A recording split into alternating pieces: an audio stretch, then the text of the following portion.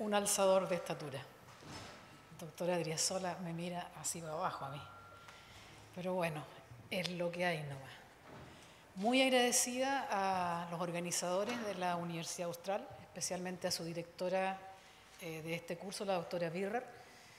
Tenemos varios años asistiendo a este curso y da mucho gusto ver que los jóvenes siguen asistiendo en masa y que el curso tiene cosas nuevas como lo de los talleres, que creo que es fundamental hoy día para ustedes, en que las evaluaciones son en base a las competencias que ustedes tengan más que a conocimiento de tipo memorístico.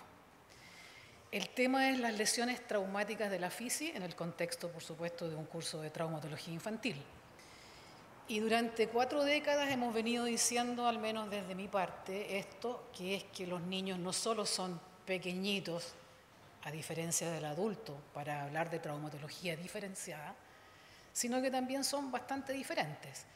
Y en la clase que me corresponde darles, la fisis, esa estructura que da el crecimiento a los huesos, es sin duda lo que marca mucho, por lejos, la diferencia con los huesos del adulto.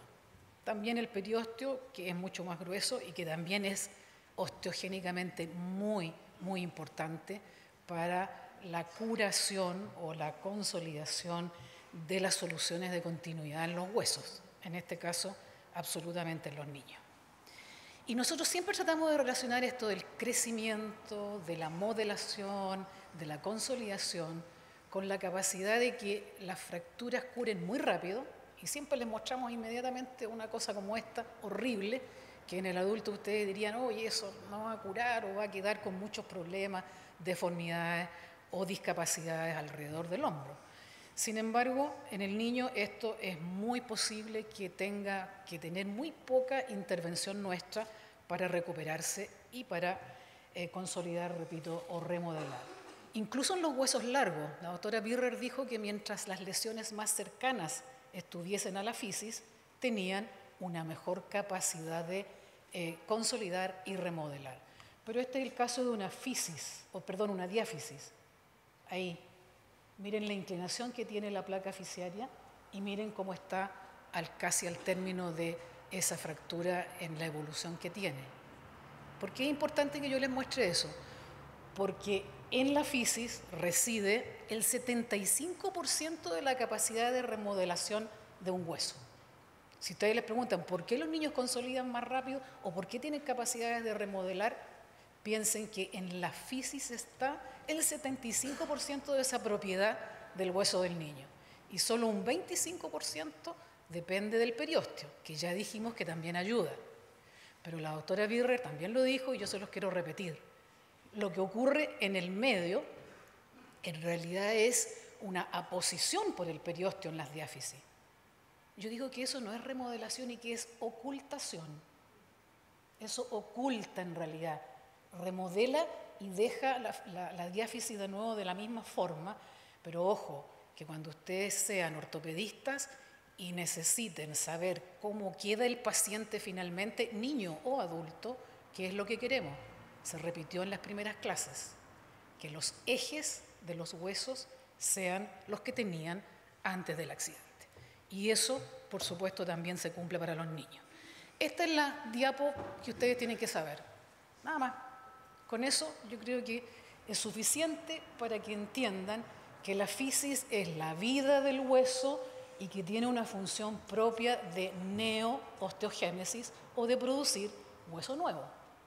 Y está directamente en relación entonces también al crecimiento de los niños y produce esta llamada consolidación y remodelación que tanto nos caracteriza a los que tratamos la traumatología infantil. Lo hemos repetido, lo hemos reconocido y lo valoramos en lo que vale porque nos ayuda a tratar a nuestros niños no solo en la traumatología, sino también en otras afecciones de la ortopedia. ¿Qué es lo que hace entonces? Repara. Esto es reparación. Y nosotros, los traumatólogos, ¿qué somos? Reparadores del aparato locomotor por diferentes causas que hayan tenido.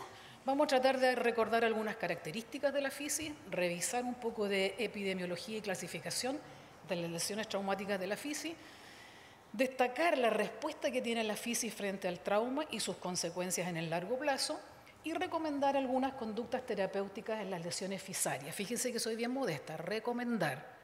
Ya alguien, creo que fue el doctor Sepúlveda, el que dijo que si nos preguntaban a 3, peor si son más, vamos a tener todas respuestas diferentes y no necesariamente entre ellas se pelean. A veces tenemos 3 o 4 posibilidades que son buenas de todas maneras en el niño si nosotros somos los que conducimos la respuesta osteogénica del hueso de ese niño.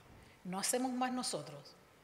Alguien muy famoso decía que todas las fracturas iban a curar en el niño, y eso es verdad. Pero eso es lo mismo que decir que los animales en el bosque se quiebran y se consolidan. El problema es cómo lleguen a consolidar. Todas van a consolidar, pero no queremos que consoliden fuera de eje o más corta o con alguna lesión muy fea. Estamos hablando de esto. La fisis en general da incluso la posibilidad de la nomenclatura en el hueso. Epifisis es por sobre la fisis. Metafisis es adyacente a la fisis y la diáfisis es lo que queda entre las dos fisis del hueso. Así que no hay por dónde perderse de que es esta estructura de la cual nosotros hoy día estamos hablando. Y esta pequeña foto o esquema representa también lo mismo, la fisis y después esta estructura que uno cuando ya la ve así en esas columnas ordenaditas dice, ah, sí, sí, eso es el cartílago de crecimiento, placa fisiaria o fisis, que entre paréntesis viene del griego y significa crecimiento. Así que hay varias cosas de las cuales nosotros hablamos que no son muy claras porque no nos referimos a eso en términos de tratamiento, cuando después conversemos un poquito de ello. A mí me importa que ustedes sepan que esta fisis, que esta es otra foto de lo mismo, ¿no es cierto? En el lado epifisiario es donde tiene la capa germinal que va a empezar a producir el hueso nuevo. Por el lado de la epífisis es donde están esas células totipotenciales que finalmente, al degradarse, van a llegar a ser células con calcio, osificadas. Desde aquí, desde la epífisis hacia la metáfisis. No desde la metáfisis hacia la fisis. Es diferente, porque eso va a servir para hacer las clasificaciones de las lesiones que tienen estas fracturas. ¿Fracturas? Dije yo, sí, bueno, fractura es toda pérdida de solución en cualquier parte en realidad. Y aquí se empiezan a enredar porque dice fractura de la fisis, hay gente que dice lisis de la fisis. Nosotros no, en español no decimos lisis, pero hay mucho, perdón, aquí en Chile, pero en otras partes dicen fisiolisis y esto tiene una fisiolisis y uno dice, pero las fisiolisis son de la cadera, no pensamos nosotros. También se puede decir que es lisis, fractura, disyunción es otra palabra que usamos para hablar de la separación del cartílago de crecimiento. Ahora, en esta estructura depende mucho. Y fíjense que yo dije que del lado epifisiario es donde está la capa germinal. ¿Por qué es importante eso? Porque la circulación, la irrigación de este cartílago de crecimiento prácticamente es una palabra que no nos gusta decir, pero que es como terminal. Los vasos epifisiarios son los más importantes. ¿Por qué? Porque están del lado germinal. Esos son los que le dan la circulación a la capa que va a poder multiplicarse, crecer, ordenarse y finalmente degenerar en la absorción de calcio. ¿Se fijan ustedes que ahí estas son arcos que terminan? Y esa es la circulación más importante. Del lado metafisiario también hay vasos que entran, vasos metafisiarios, y hay vasos que vienen de la arteria nutricia, por acá, por el canal endomedular, que también son importantes. Pero ahí fíjense en esto, y eso es bien importante porque en la mayoría de los cartílagos de crecimiento la fisis no es vascularizada ella misma, no pasan los vasos a través de esto, excepto algunas excepciones, y en la cadera probablemente en algún capítulo lo van a poder ver en los recién nacidos, especialmente en donde sí hay algún paso de circulación. Y todavía más, hay otra cosa que es importante, que son estos vasos que están por fuera, en la zona muy especial de la unión de la epífisis con la metáfisis, que es una zona que tiene varias estructuras que finalmente le dan un sostén, que le dan como un refuerzo perióstico en esta situación. Y ahí son entonces la zona de Ranvier, que ustedes esto lo pueden ver en cualquier parte, y el anillo de la Croix. Esa parte es muy importante. Por favor, fíjense que esos vasos, yo se los voy a ejemplificar ahora, son sumamente importantes. También ya se dijo, pero a lo mejor ustedes no lo guardaron. Se dijo que era muy importante no dañar la periferia del hueso en esta zona. Miren lo que pasó aquí. Una simple aguja de Kirchner, mínima invasión quirúrgica. ¿Y qué pasó? Que se pasó de aquí para allá en la zona en donde había estos vasos periféricos y se produjo entonces una lesión que da un daño al cartílago de crecimiento. Por eso es importante. A mí me carga la anatomía, me carga la fisiopatología, me carga todo eso, a mí me gustan los huesos. Pero cuando me dicen que en esa zona entran vasos importantes que si ustedes los dañan, no solo con el trauma, sino con la cirugía, pueden llegar a tener este tipo de deformidad, este tipo de problema funcional finalmente de una muñeca que no va a ser anatómicamente normal. Por supuesto que la fisis también es débil en esa zona y al revés de los adultos que primero tienen esguinces graves y que se fracturan alrededor de una articulación, nosotros vamos a tener más posibilidades de que el niño tenga lesiones en la fisis, disyunciones, fisiolisis, disyunción fractura, como ustedes quieran llamarlo. En las siguientes dos diapos está el resumen de la traumatología infantil así apretadito, bien resumido. Las diferencias entre niños y niñas ya están bastante perdiéndose, están alcanzando el número de lesiones que tienen las niñas porque hacen prácticamente todas las mismas actividades que antes eran propias de los chicos. De todas las lesiones aquellas, más o menos el 30%, 30% no es poco, afectan a la placa fasciaria. Y de todas las fracturas también, las extremidades superiores se afectan 3 veces más que las extremidades inferiores. Y en la mano y antebrazo está el 50% del total. Es una cifra muy importante para ustedes porque la pega la van a tener ¿dónde? Mucho más en el miembro superior, ¿no es cierto?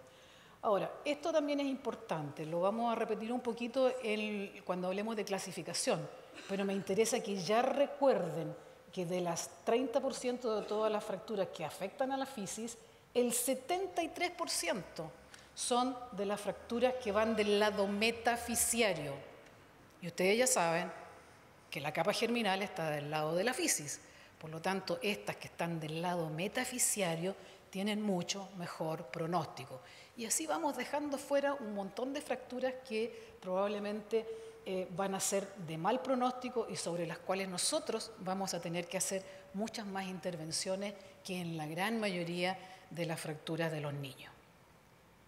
Y esto solo para mencionarles que en realidad nos olvidamos bastante de aclarar que las lesiones de la mano son muy frecuentes y que tienen aquí 1 millón de cartílagos de crecimiento y se nos olvidan. Y resulta que la mano es importante para después, para que no tenga faltas de función. Ejemplos. Probablemente lo han visto muchas veces. Disyunción fractura, una muy buena inmovilización que mañana van a tener posibilidades de practicar probablemente. ¿Qué tipo de inmovilización? Ortopédica, convencional, tradicional, no invasiva, llámenla como quieran, pero simplemente con yeso. ¿Y qué pasó? ¿Qué pasó aquí? Hay lesiones del cartílago de crecimiento que no vemos radiológicamente y que siempre ustedes tienen que dejar la puerta abierta diciendo que la placa de crecimiento podría haberse dañado solo con el trauma a veces y otras veces o por nuestras maniobras o por los tratamientos que hacemos que son muy agresivos. Esto es para asustarlos nomás. Placas de crecimiento que tuvieron en algún momento algún tipo de trauma y miren cómo van quedando en la vida del adulto. Probablemente eso fue una fractura expuesta en el contexto de un accidente, una cosa grave, pero tuvo eso. Otro ejemplo. La rodilla. Yo sé que hay clases específicas de esto, yo no voy a hacer clase de trauma de rodilla. Fíjense que aquí alguien hizo esfuerzos y cosas y sin embargo se cerró la placa y quedó una extremidad más corta y bastante más corta como ustedes pueden ver ahí. Acá el daño fue asimétrico y ¿qué pasó? Un genuvaro, rodilla. La rodilla crece mucho en los niños, el potencial de crecimiento es harto, pero el potencial de daño también puede llegar a ser como esto y darnos ese tipo de lesiones. Para evitar estas lesiones tendríamos que hacer un muy buen diagnóstico. Yo tenía un profe que me decía, Dalia, la radiografía es semiología en la traumatología del niño y del adulto. Y también se repitió antes. Tenemos el examen, tenemos los síntomas, tenemos la vigilancia de cómo está la deformidad, el hematoma, el dolor, pero la radiografía es también base y es el registro de lo que ocurre y nos va a servir para controlar posteriormente.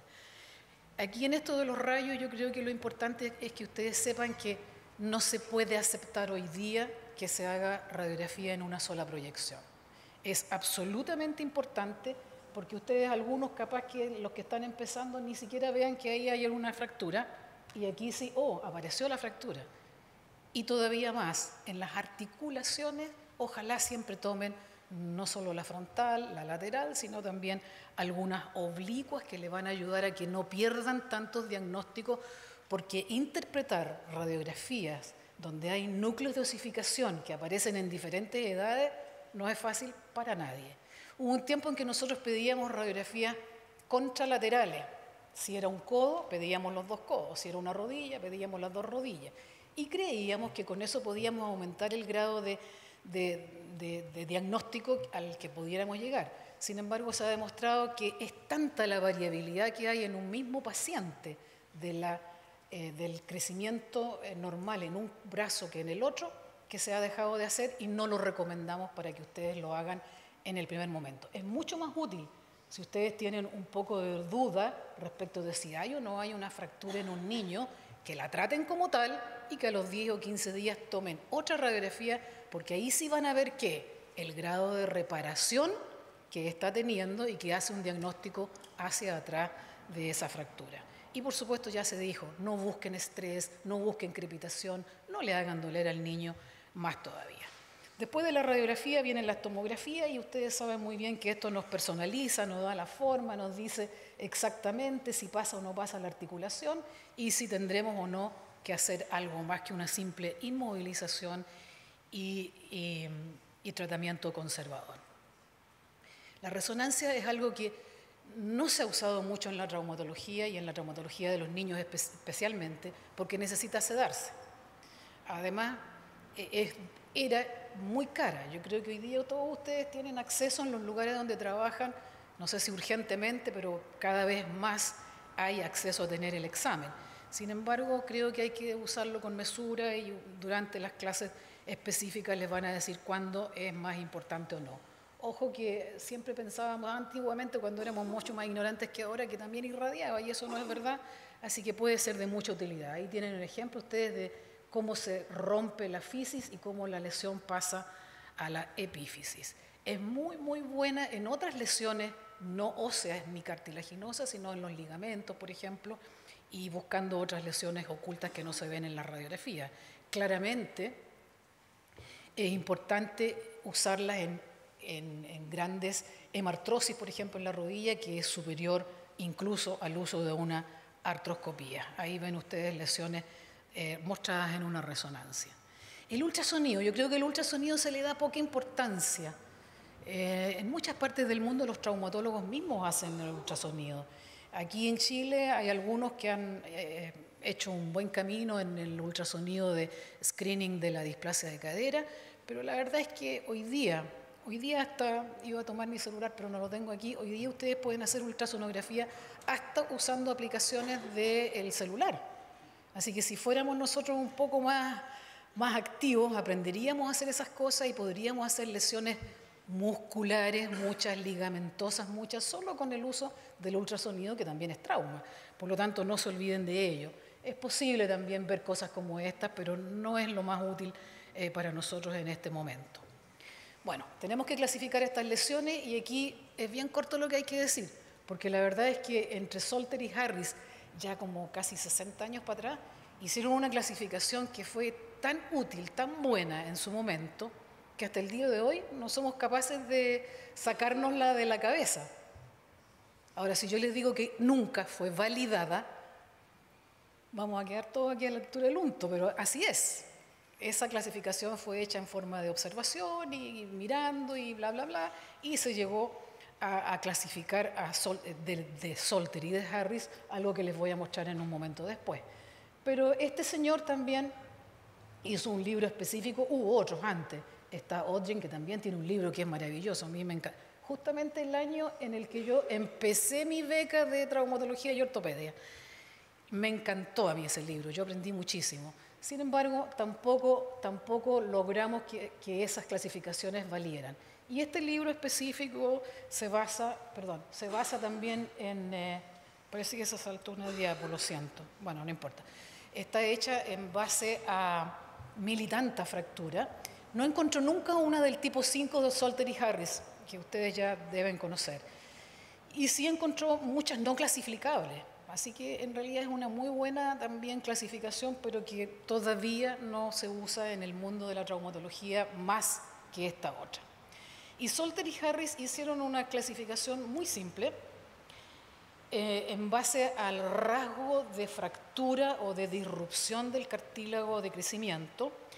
Y ya antes les dije yo que cuando pasaban por la zona metafisiaria, como esta por ejemplo, o esta que es solamente a través de la fisis, podrían tener muy buen pronóstico, porque en general estas lesiones se desprende la fisis y la epífisis hacia un lado, tipo 1, o se queda un fragmento metafisiario como en esto, el tipo 2, y todas esas, ya les mencioné antes, tendrían buen pronóstico.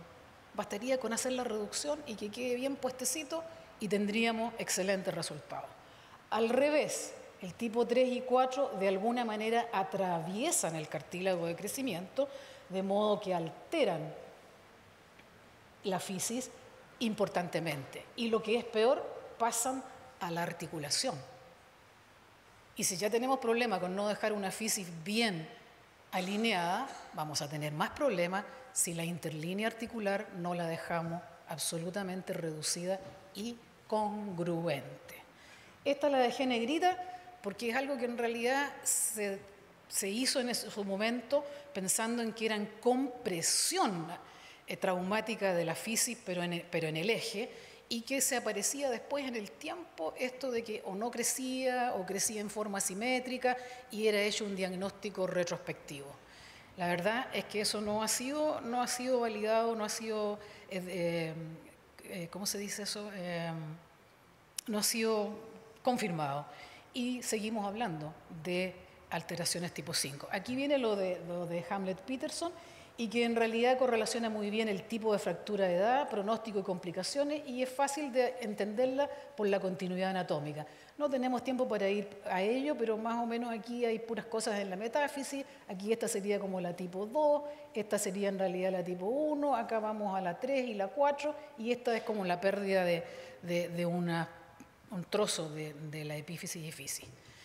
Y como si fuera poco, nosotros en la Fundación AO, hace ya unos 7 u 8 años que el doctor Slongo hizo una gran investigación sobre un gran número de pacientes y que se hizo una validación estadística científica de la posibilidad de hacer clasificaciones.